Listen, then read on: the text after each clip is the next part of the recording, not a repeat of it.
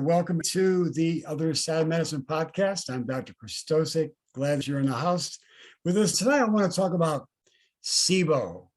And if you've never heard of SIBO before, it stands for small intestinal bacterial overgrowth.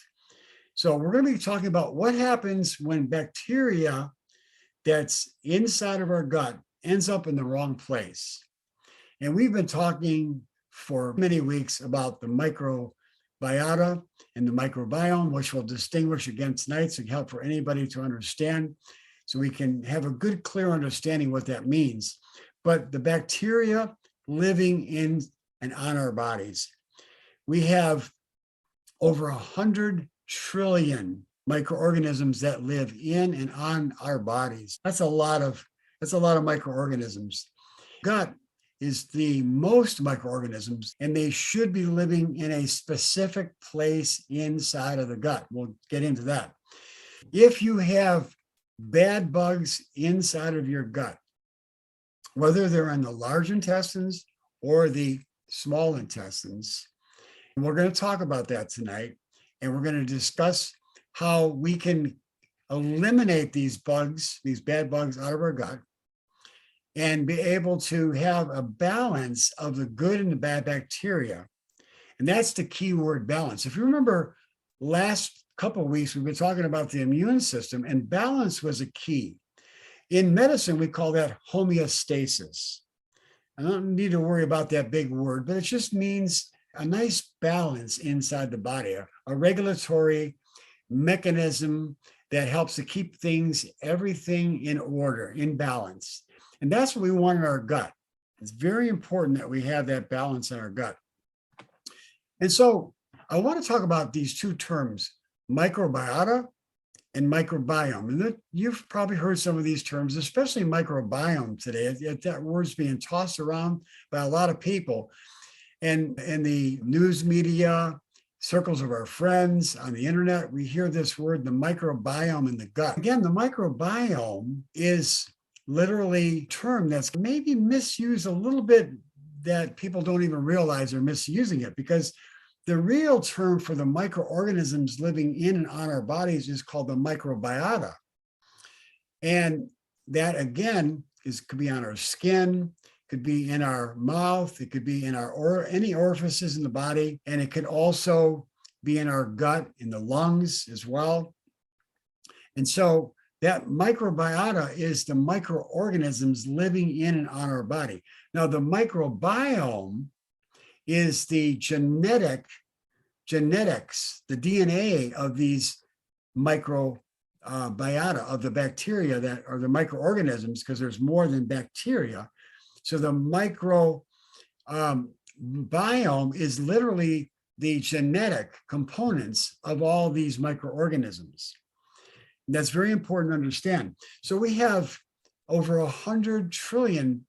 When I say bacteria, I'm just going to just lump it all into that category, because it's not just bacteria. It could be yeast, and it could also be viruses, and it could be parasites, and these things called archaea. Maybe you've never heard of archaea, but they're not bacteria, but they're like bacteria, but they're not bacteria.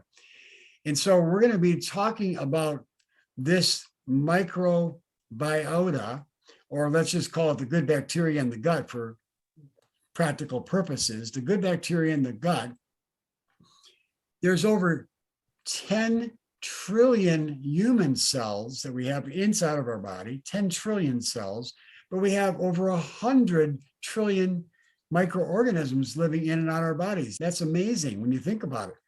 And we've talked about before how we have more bacteria than we have human cells. We have more DNA that we have in our body from these microorganisms than we have human DNA. Now, it's interesting, because if you took all the bacteria in your gut, and by the way, most people don't realize, but most of the substance that you're looking at when you go to the bathroom and have a bowel movement, that's primarily bacteria and microorganisms. It's mostly microorganisms. It's not food typically. It should not be. It should be mostly microorganisms. So we have 3 to 5 pounds of these microorganisms, I'm calling them bacteria, in our guts, 3 to 5 pounds. That's the same weight as the brain. And so that's why they call the microbiome, the microbiota, the second brain of the body. And if you took that bacteria and you would literally go ahead and stack it up to get an idea of how big that number is, you'd end up having dollar bills stacked up to the moon. That's how many dollar bills would it take to get to the amount of microorganisms you have living inside of your body. That's pretty dramatic. It would literally be if you had a string and you put it around the earth, it'd be 2 times around the earth. That's how many of these microorganisms that we have. So that's a lot of microorganisms. Now, we know that our intestinal tract is where most of the microorganisms in our body live. We have probably about 37 to 40 trillion microorganisms living inside of our gut. So most of them are living inside of our gut. Now, when you consider that the surface area of the gut would be equivalent to about 2 tennis courts, it's mind-boggling how much surface area we have with all those white blood cells we talked about in the last couple of weeks that protect us for our immune system. It's pretty magnificent. And then, of course, we have 90 to 95% of our DNA in our body, we talked about this last week, is literally microorganisms, bacteria. So our genetics are more of bacteria than they are of their own human body. So we have to be humbled by that. We really do.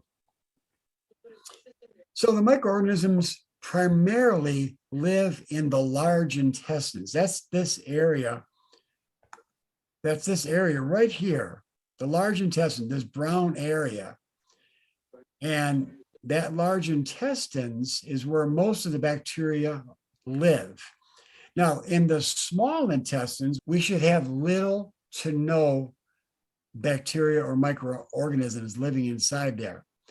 And that's where we begin to have a problem with the condition we call SIBO.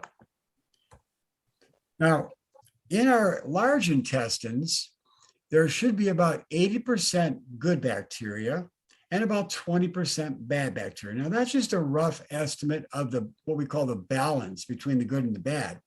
You certainly don't want to have more bad bacteria than good, which many people do have more bad bacteria living inside their gut than they have good. And so then you get what we call dysbiosis, or an imbalance of the good and bad bacteria. And these bad bacteria, there's all kinds of them. There's Staphylococcus and E. coli and Clostridium and various types of microorganisms that are living there.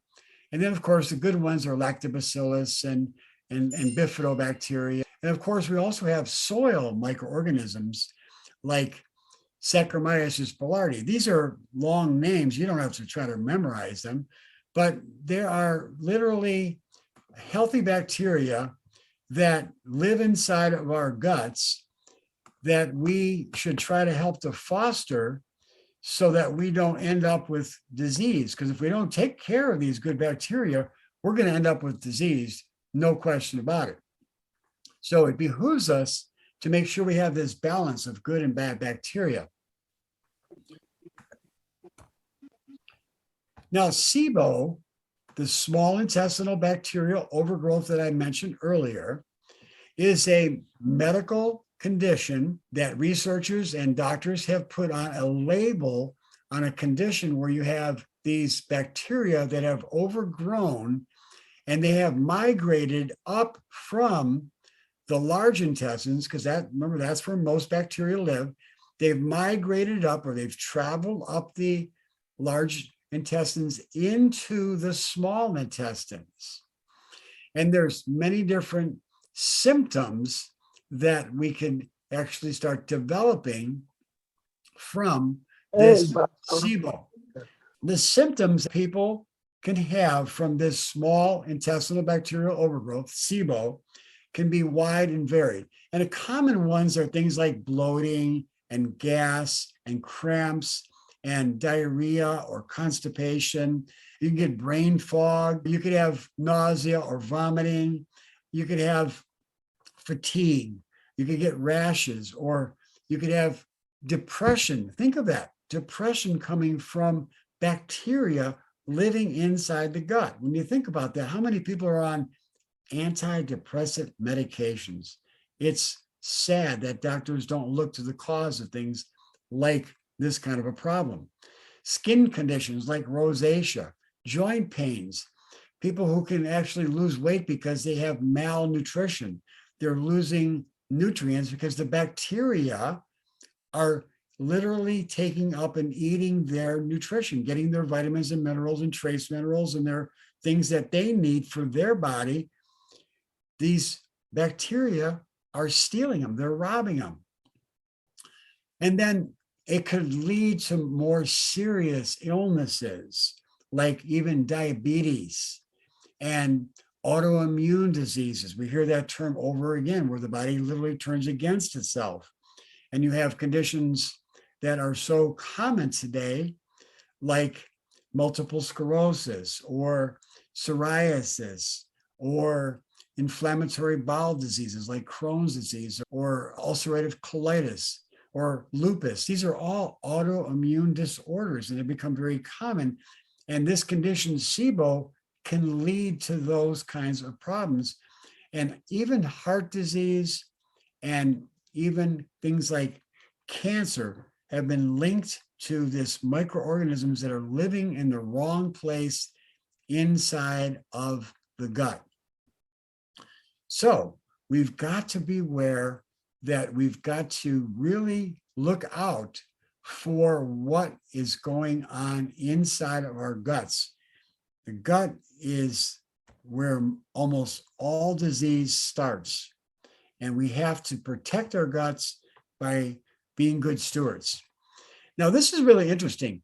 75% of irritable bowel, which is a very common condition here in this country, probably 30 to 40 million people suffer with some form of irritable bowel.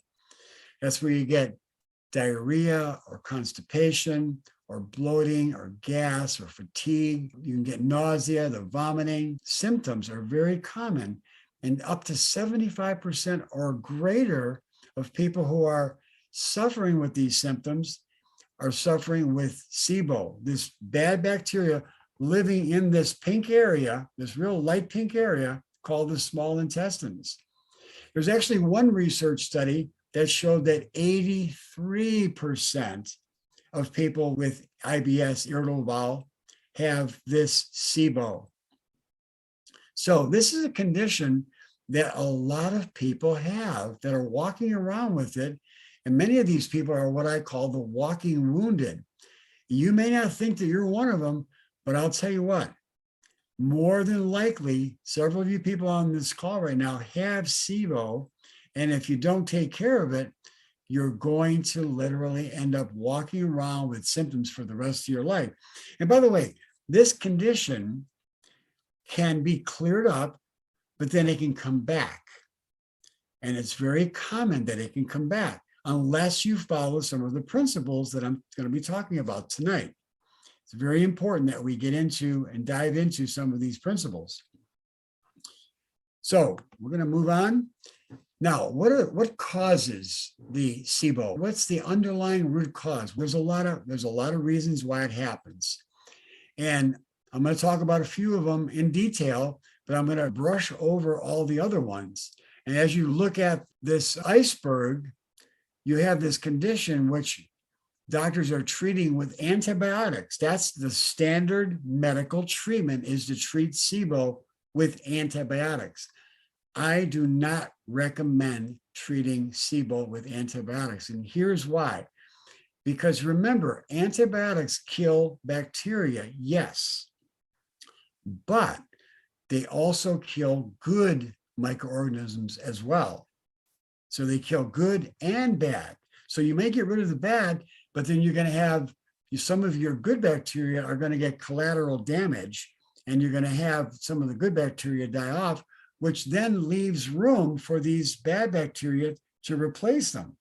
So it's important that you understand there's a much better choice is to follow the principles that we talk about every week here on this program, as well as getting very specific targeted treatments like herbal antibiotics. That's what I like to have to use is herbal antibiotics. And they work very efficiently. As a matter of fact, there are some research papers, even at the Mayo Clinic, which is one of our leading hospitals in this country, has proven that herbal antibiotics for SIBO literally work better than the traditional antibiotics. Now, there are some antibiotics that they use that are not going to be broad spectrum. They're more specific to the gut, but they're still going to kill off some of the good bacteria inside the gut.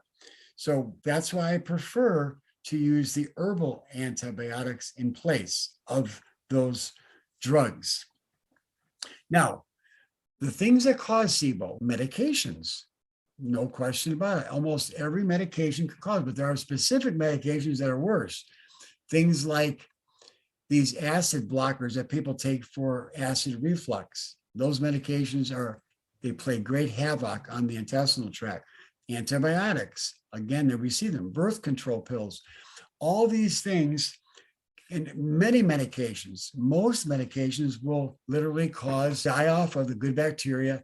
And if you have other variables, other things that are actually going on at the same time, you then, taking the medications, put yourself at higher risk of developing SIBO. And what are those things? Well, let's talk about a few of those. Now, I want to talk about one that's very important because I'm not going over all these tonight. I don't have time to go over all of them, but weak motility. Now, what is motility? That's just the wave-like motion of the food as it travels through the intestinal tract. And if you have weak motility, that's not good, especially in the what's called migrating motor complex. Now, again, you don't need to remember this, but in the small intestines, there's this MMC going on, this particular function of the body where these wave-like motions occur, and it propels things through the small intestines. I didn't mention this earlier, but it's important to understand that in the small intestines, there should be little to no bacteria. In the large intestines, there's a lot of microorganisms. That's where in the gut, almost 99% of the bacteria live. In the small intestine, there should be little to none. Now, when you have a bolus of food come into your gut, that is going to cause wave-like motions in your large intestines. When you don't eat, you're going to have wave-like motions in your small intestines. And that wave-like motion in your small intestines is going to push out bad bacteria and toxins. Hope you understand that. When you have good motility, good movement, and a lot of people have lost good motility, and there's a lot of reasons why, and we'll talk about a few. Now, weak motility, weak movement, weak wave-like motion is a cause. Another cause is the vagus nerve dysfunction. It's up over here, vagus nerve dysfunction. Now, the vagus nerve is what we call one of the cranial nerves. It's one of the cranial nerves in the brain. The vagus nerve is one of the main ones. There's others that are real important, but the vagus nerve, it goes from the brain down through the spine, and then goes right down through the neck and goes right down into the gut. The vagus nerve. Remember we talked about in past how when you get nervous, like you're talking in front of a group and you've never talked in front of a group before and you get scared, you start getting a little queasy in the stomach. That's because there's a connection through the nervous system between the gut and the brain. The vagus nerve helps to cause the motility of the wave-like motions. It's through the nervous system. Now, as a chiropractic physician, that becomes extremely important because the vagus nerve comes right up at the neck and the top of the first bone. And if there's a misalignment up there, you're going to have problems. And many people have a misalignment of the first cervical vertebra, which the vagus nerve goes through. And when you do, you could have weak motility as well as other problems that can develop because of vagus nerve is not innervating the gut properly. That's why with chiropractic adjustments, you can actually help people who have nausea or vomiting or people who have upset tummies. My wife, over the last couple of days, had very severe headaches, and she had nausea and very bad. And when I gave her chiropractic adjustments, it got much, much better, almost gone after I gave her the adjustments after a little while. It didn't happen immediately. It took a little while, maybe about half hour, but she saw it getting better and better. That's because the vagus nerve helps with getting rid of nausea, and because that vagus nerve goes right to the gut. Pretty profound. Now, you could also end up with the people who have low acid in the stomach. Low acid. As people get older, they could have low acid in the stomach. And by the way, some people who have acid reflux literally have low acid in the stomach, believe it or not. And sometimes those people, maybe about 20% of them, if they take hydrochloric acid, their acid reflux will go away. But that's only about 20% of people. But low stomach acid could allow bacteria to get through and past the stomach and into the small intestines. Now, if you have adequate hydrochloric acid in the stomach, it's going to kill off the bad bacteria before it gets through the stomach. I want to say that again. If you have enough hydrochloric acid in your stomach, then it's going to kill off the bad bacteria. If you have weak hydrochloric acid, which a lot of older people do because they're not getting the proper nutrition, we'll talk about that, then you can have these bacteria leave the stomach and get into the small intestine. There you go, SIBO. There you go, SIBO. Now, another thing that can happen is because of people who have a weak ileocecal valve. Now, there's a valve inside your gut that's between the small intestines and the large intestines. And if that valve's not working right, then you could have bacteria from the large intestine migrate up or travel up into the small intestines. That's another problem. So there's another reason why you could have SIBO. You could have an imbalanced immune system. You could have nutrient deficiencies. If you have some nutrient deficiencies, we'll talk about a couple of those tonight. I'll talk about one right at the moment, which is zinc. Zinc is needed to form hydrochloric acid. Many people are deficient in zinc. And that's why they end up getting even things like COVID, because they're deficient in zinc. So it also affects the digestive juices, which again, if you're low in zinc, you could be low in hydrochloric acid. You could end up with SIBO. So as you can see, there's many other reasons why you could have SIBO occur. I wanted to talk about a few of those because they're very important, that are often not even considered by the medical community.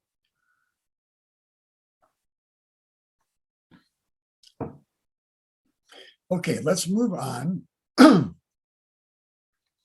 Now, this is a nutrient deficient that is often deficient in many people, and it's B1 or thiamine. It's an often overlooked cause of SIBO. Now, it's not going to be something that causes SIBO in everybody, but if you try some of the protocols, which are the real common treatments for SIBO, we'll talk about some of those a little bit later, and they don't work, then sometimes people will respond very favorably to all those symptoms that are caused by SIBO by giving a thiamine, a vitamin B1 supplement. because vitamin B1 helps with the emptying of the contents of the gut. Remember, if you don't have the contents emptied properly, the bacteria are going to be harbored, or they're going to stay in the small intestine. You want to pull them, you want to push them out. You want to get that wave-like motion to push them out. So if you're low in B1, you could have not the gastric contents are not going to empty properly, and you're going to have stomach acid secretion that are not going to be able to be provided and helping to eliminate that bad bacteria. Now, pancreatic digestive enzymes and bile is another thing that literally can help kill off bad bacteria. If you're not secreting enough pancreatic digestive enzymes, because the pancreas does release enzymes, or bile is not released properly, and that's made in the liver. Bile's made in the liver. It's stored in the gallbladder, and then when you eat fatty meal, it's released. And that bile, when you eat any kind of fat, whether it's coconut oil or it's some fish or maybe some chicken or whatever you're eating, that is going to cause the release of bile. And if you don't have the proper release of bile, it helps digestion, yes, but it also kills off bad bacteria. If you don't have enough bile, if it's not produced properly, you're going to have bacteria that's going to grow inside the small intestines. Now, there's a few other things. I'm not going to get into these other ones, but I talked about the vagus nerve and I talked about the contractions. We're going to move on to the next area because I really want to make sure we get all the stuff in that I want to talk about tonight. Now, inflammation is a resulting effect of SIBO. So the SIBO is going to literally end up causing inflammatory compounds to be released. And those compounds are coming from the microorganisms and their toxic effects. The bad bacteria are releasing these toxic elements, causing inflammatory compounds to be released throughout the body. And they can cause a plethora of symptoms in the body. Cause diabetes, we talked about that earlier. It can cause autoimmune diseases. It can cause, when you've got inflammation, heart attacks and strokes and arthritis. And you can cause neurological conditions. You can cause diseases in the lungs. Alzheimer's, you can cause Alzheimer's. Inflammatory compounds are linked to Alzheimer's disease, heart disease and heart attacks and strokes. Eye disease like diabetic retinopathy, which is the #1 cause of blindness. This is caused from inflammation. So these bad bugs that could be living in the intestinal tract, many Americans have, can be a major cause of inflammation. And we've talked in the past about inflammation is a major cause of disease, as well as something that can trigger your immune system to go haywire. So we talked last week about how the immune system, when it's not in balance, can cause inflammation. But now we can see that bacteria living in the wrong place inside the small intestines can trigger inflammation as another cause. This is where the bacteria are literally the upstream cause of the inflammation. Okay, so now I want to get into some specifics about what we can do to help to eliminate these bad bugs living inside the gut. Now, in a garden, if you've got a few weeds here and there, you can pull them out and the plants are still going to live around them. But if you've got bad bacteria living inside of your gut and it's overriding amounts in the small intestines, specifically SIBO, then you could literally have all the symptoms that I talked about, and it could lead to things like diabetes. Think about that. Diabetes has many symptoms that it can cause, including diabetic retinopathy, which can cause blindness. You could have heart attacks and strokes as a result. 50% of our population here in this country die from heart attacks or strokes. 50%, folks. That's astronomical. And doctors are not getting to the root cause. All they're doing is doing patch-up work. When you go get a triple bypass, you're not correcting the root cause. That root cause could be caused from inflammatory compounds. One of them is called lipopolysaccharides. That lipopolysaccharides can cause damage to the inner lining of the blood vessels inside of either the heart or throughout the 50,000 miles of blood vessels that we have in our bodies, and can cause a heart attack or a stroke, especially if it's in the brain. The blood vessels in the brain get damaged, or the blood vessels in the heart. And these harmful microorganisms living in the gut can release these toxins and could end up in your bloodstream. And when they end up in your bloodstream, they could literally damage the lining, the blood vessel lining, the intima, the inner layer of the lining of the blood vessels. When that gets damaged, that's where plaque begins to form. So you have to understand what causes these things, and not just look at what can my doctor do once I get it. If you prevent it, then it's much wiser than waiting for the heart attack or the stroke to happen. Now, once you have damage to the blood vessels, you want to correct the cause, which one of the causes is SIBO. But now you want to also, besides eliminating the SIBO, you want to make sure that you're going to have the proper diet and lifestyle to repair the damaged blood vessel lining. Remember, we talked about how the blood vessels, if they're damaged, the body has a regenerative capacity, which is so amazing. So whatever part of the body is, the body can regenerate. But you have to get to the root cause. If you go ahead and treat the person for heart disease and they have SIBO, and you treat the heart disease, and by the way, if you treat 6 inches of a blood vessel in a heart, 6 inches, that's what they do when they do a bypass. You got 50,000 miles of blood vessels. You could literally have, people have had 2, 3, 4, 5 bypasses. Why? Because they never got to the cause of what's causing those blocked blood vessels. They never got to the root cause. They never had the proper information like we're giving to you every single week on how to be able to repair the damaged blood vessels, but more importantly, getting to the root cause of why they're damaged in the first place. And SIBO is one of the reasons why it happens. So the first thing we have to do is remove and weed out the bad bacteria.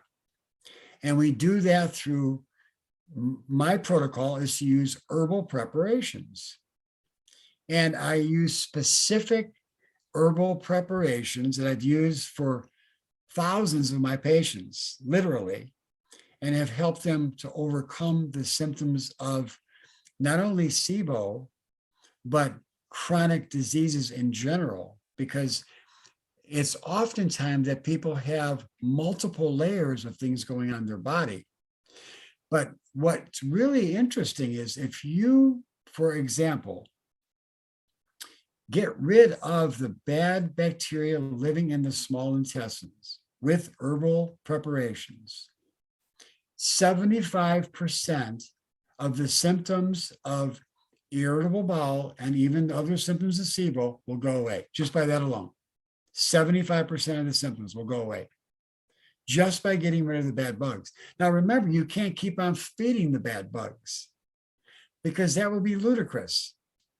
You're trying to get rid of the bad ones, but you're still feeding the new ones that are coming around. Doesn't make sense. If you are going to get rid of the bad bacteria with herbal preparations, and you go ahead and you continue to eat bad food and do all the things that cause the bad bacteria to live in the gut, it's not going to correct the problem. You're just going to have the problem just keep on being precipitated over and over again.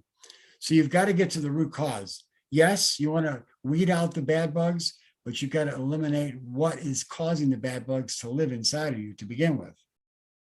So you got to analyze all those things in your lifestyle that we talk about. Now, the herbal preparations that I use are specific companies that are given very good research reviews. As a matter of fact, I mentioned to you that the Mayo Clinic did a review of the particular supplements that I use for SIBO. And they found that the particular preparations that I use, and they did in the study at Mayo Clinic, not for me, but they did just a generalized study, they found that they work better than antibiotics to kill off the bad bugs. Now, those preparations have things like oregano oil and berberine and Oregon grape and some other herbs that have very powerful antimicrobial benefits, and thyme oil and other types of herbs that have these antimicrobial benefits. And so I typically will give people a 3-month protocol of getting rid of these bad bugs. Now, and I've talked about this in past podcasts, it's very important to understand that once the bad bugs have been eliminated, that you need to follow up with using what we call prokinetic herbs and prokinetic foods. Now, what does that mean? Prokinetic. Kinetic just means movement. Pro means to move things in a positive direction. So prokinetics is just herbs that move things through the small intestines. Remember, you want to have this wave-like motion in the small intestines to propel bad bacteria out, so it doesn't get caught up in the small intestines. And these prokinetic herbs will help to ensure that. Now, medical doctors treating SIBO will use prokinetic drugs. Once again, I try to stay away from getting people to use the drugs and can get much better results by using the herbal preparations like ginger.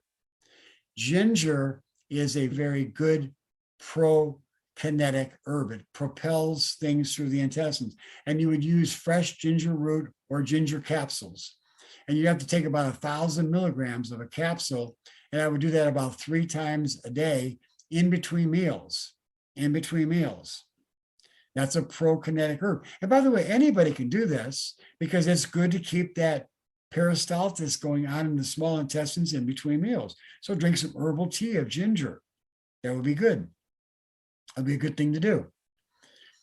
Now, I really want you to understand that this can be serious, because if you have things like C. difficile, we've talked about this in the past, Clostridium difficile is a microorganism that could be living in the gut.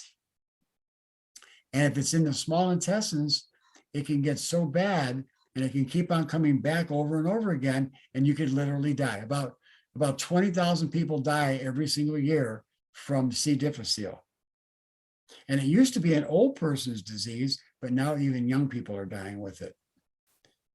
And I've had patients of mine who've been treated by hospitals in the Cleveland area, in Akron and Cleveland area, who've been treated for SIBO with C. difficile. And they were treated once with antibiotics, cleared up the C. difficile, and it came back. They treated them again with antibiotics, and it came back. They treated again with antibiotics, and it came back. I've had people where it's 3 or 4 or 5 times that they've treated both young people and old people.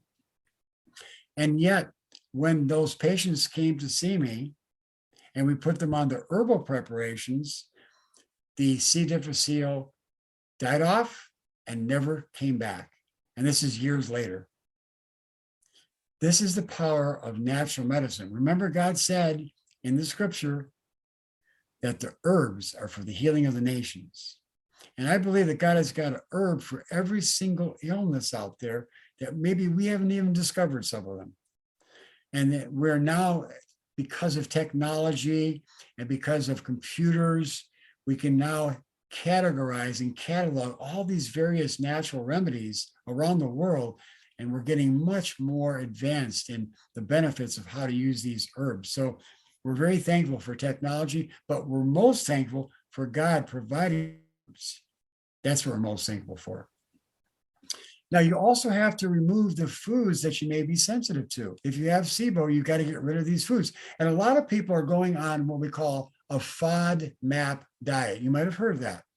And it's a specific type of carbohydrate that they're eliminating, and they put them on these very restricted diets. These FODMAP diets are extremely restrictive.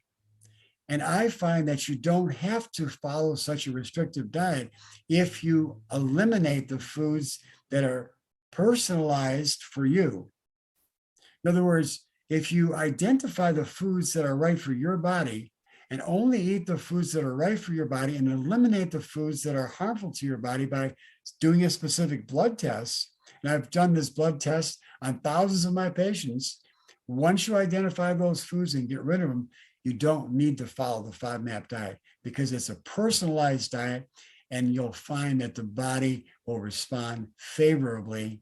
And the symptoms of SIBO, whether it's caused from the C. difficile or anything else, it will clear up if you follow carefully the protocol that I have designed for patients, following, restoring the gut, weeding out, by number one, weeding out the bad bacteria, and also eliminating the foods that you're reacting to. And then, of course, following a plant-based diet. Very important. The second part of the protocol of what I call the weed, seed, and feed system is to seed the good bacteria back in the gut. Now, remember, we use weed, seed, and feed when we plant the seeds in our front lawns. I'm using the same principle here to help to restore your gut. So we can weed, seed, and feed our front lawns so we have a beautiful, lush front lawn, but we can weed, seed, and feed our guts to have a lush, healthy bacteria growing inside of our gut. We're talking about weeding, seeding, and feeding the microorganisms in your gut. Number one, we're weeding out the bad, and then we're now seeding the good microorganisms by taking probiotics. These are health-promoting bacteria you can get in supplement form, but you can also eat specific foods. We've talked about this multiple times on this podcast. The specific foods that have these microorganisms in them, the healthy microorganisms, are things like coconut yogurt. And the one that I recommend is called So Delicious because it has no sugar. If you're trying to eliminate SIBO, you want to get rid of sugar because bacteria and microorganisms like yeast, which cause SIBO, they love sugar. They love refined carbohydrates, white flour and white bread and white sugar. Stay away from those things. Refined carbohydrates are like a toxic drug to give to these bacteria. They thrive on them. So you want to make sure that you're eating probiotic foods like sauerkraut and good pickles like Herman's pickles. These are not just typical dill pickles, folks. These are Herman's is in the refrigerator section of things, places like even Heinen's or Giant Eagle. Herman's pickles are one of my favorites. They taste delicious and they've got a good source of probiotics. Also, miso soup is another one. Never had miso soup, it's delicious. It's another form of cultured soybeans. And you can make a soup out of it. And they come in packages. You can have miso soup in packages. You can use also kimchi, which is a Korean dish. And you could use foods that help to feed the good bacteria besides this, like kiwis and pomegranates and green tea and cranberry. These things, the good bacteria absolutely love. So these are the things you should be eating as a rule, not just to get rid of SIBO, but if you want to have a healthy gut, just eat those things as a general rule. Remember, prevention is better than cure. Lastly, you want to feed the good bacteria, and that is with what we've been talking about, the prebiotics. So the prebiotics are the foods like the pomegranate, green tea, the Jerusalem artichokes, fibers like inulin, and also psyllium seed. These are what we call water-soluble fibers. And they really help the good bacteria to grow. They're like fertilizer for the good bacteria. So you want to feed the good bacteria this prebiotic foods and supplements. You can get them in supplement form too. One that I like that I use for my patients is called Larix Pine. Larix Pine. Now, Larix Pine, the reason I like to use that is because Larix Pine has an ability to kill off bad bacteria. So not only does it feed the good bacteria, it kills off bad bacteria and boosts the immune system. So Larix Pine is something you can use, again, for helping with feeding the good bacteria. Okay, we've come to that time where we've run out of minutes to be able to continue our conversation here. I hope you enjoyed tonight. Thank you, everybody.